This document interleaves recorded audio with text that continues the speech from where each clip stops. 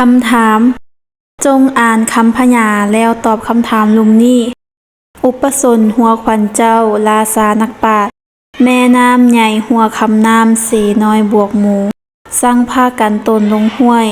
หากินแดนต่อสร้างบ่ขึ้นโคกว้างหาสร้างคำแพงให้เขียนพยางค์อัด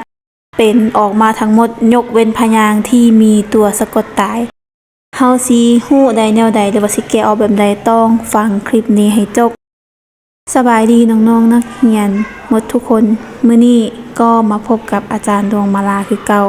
วันนี้อาจารย์จะพาพวกน้องไปแก้หัวบทสอบสิ่งนักเรียนเก่งชั้นม.7 ซึ่งตอนนี้เฮาก็เดินทางกันมาฮอดใน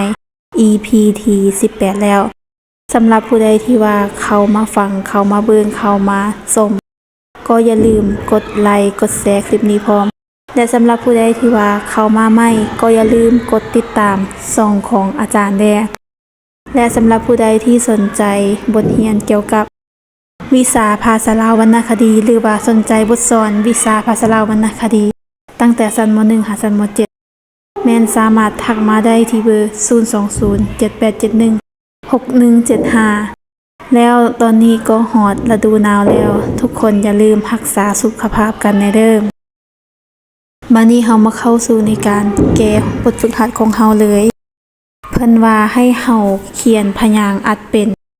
จากบทก่อนที่ว่าโซมาข้างถึงนี้เนาะก่อนที่ว่าเฮาจะเขียนพยางค์เป็นนั้นออกมาได้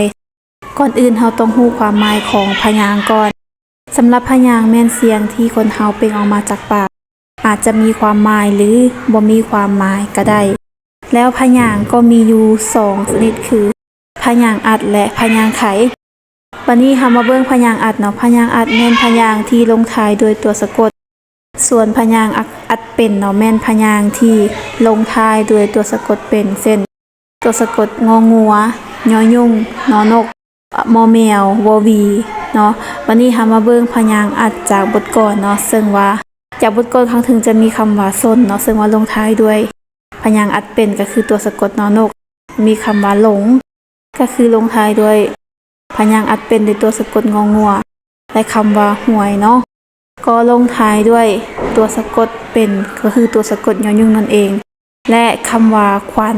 ก็ลงท้ายด้วยตัวสะกดเป็นตัวสะกดนอนกคำว่าน้อยก็ลงท้ายด้วยตัวสะกดเป็นก็คือตัวสะกดยอยุง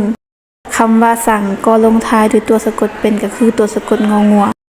คำว่ากันก็ลงท้ายด้วยตัวสะกดเป็นก็คือตัวสะกดนอนก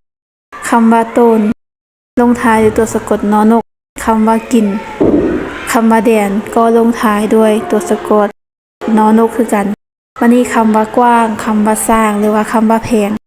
ก็ลงท้ายด้วยตัวสะกดเป็นก็คือตัวสะกดงองูนั่นเองเราจะสังเกตเห็นได้เลยว่าตัวใดที่มันลงท้ายด้วยตัวสะกดเป็นนะก็คือมันมีอยู่5ตัวก็คือตัวสะกดงองัวยอยุงนอนกมอแมววอวีตัวนั้นจะเป็นพยางค์อัดเป็นแบบอัตโนมัติเลยเนาะแต่ว่าถ้าว่าลงท้ายด้วยตัวสะกดวอวีน่ะถ้าว่าเป็นสระอัวตัวนี้มันจะบ่เป็นตัวสะกดจะเป็นสระเนาะดังนั้นเราต้องแยกให้มันได้ฉะนั้นก็เป็นการแก้หัวบทสอบสิ่งนักเรียนเก่งใน EP นี้สำหรับผู้ใดที่ว่า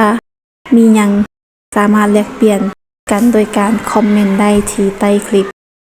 แล้วพบกันใหม่ในคลิปต่อไป